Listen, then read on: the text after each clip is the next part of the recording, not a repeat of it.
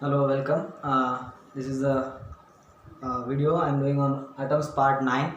So in the last class we have completed the demerits of Bohr's atomic model. In that, two things are there: Zeeman effect and Stark effect. The Bohr's could not explain, and one more drawback is there. That is there is no proof for angular momentum. Whatever he considered the equation, L is equal to nh by 2 pi. Whatever he considered the equation, there is no proof for that. Now today I am going to explain those two drawbacks. One is Zeeman effect and another one is Stark effect, and after that we are going to discuss the de Broglie explains and give the proof for why he have to consider the angular momentum L is equal to nh by 2 pi, right? So now let us understand this concept.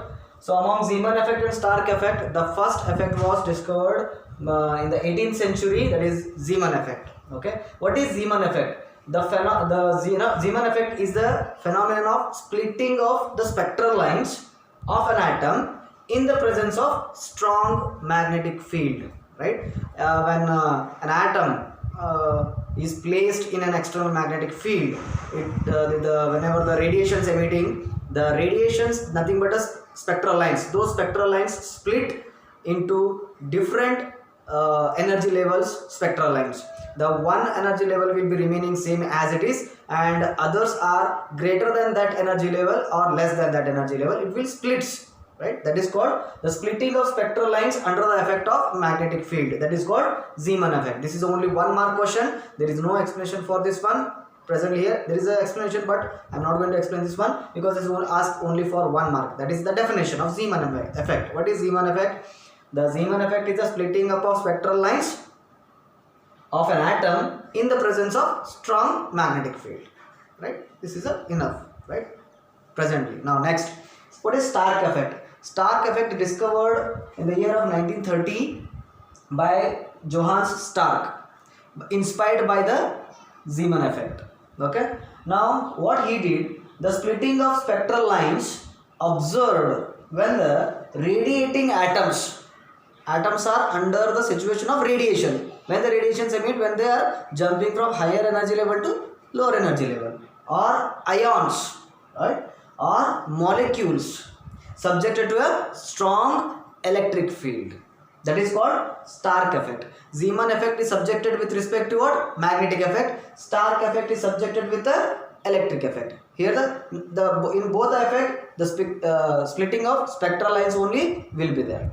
Okay, so these are two important concepts here. Next we'll see the de Broglie hypothesis or de Broglie explanation for the angular momentum L is equal to nh by 2 pi. Next, de Broglie explanation of Bohr's quantization rule, that is L is equal to nh by 2 pi. Why he have considered? The proof for that de Broglie explaining here. Consider a nucleus and there is an orbit with radius r. Here the electron which is revolving in this orbit is exhibiting a wave nature. In dual nature of radiation matter, we study that the particles will have particle nature also and wave nature also. Nothing but charged particles have a wave nature as well as particle nature. Okay, we come to know that electrons are particle in nature, but here the electron also exhibiting the wave nature. Whenever these electrons are revolving around the nucleus in a circular orbit, they are not revolving in a simple manner. They are revolving with a wave nature.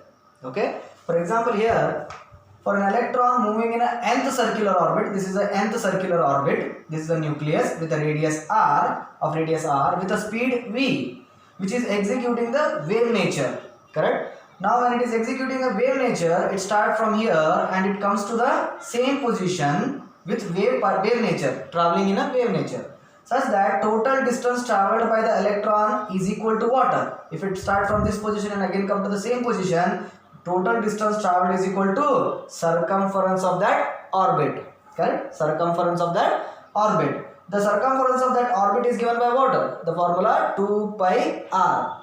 2 pi r. Now for stable orbit, there is a condition for that. What is the condition for stable orbit? The circumference of orbit must be equal to integral multiple of de Broglie wavelength. Correct? What is that? Circumference of orbit is equal to integral multiple of de Broglie wavelength.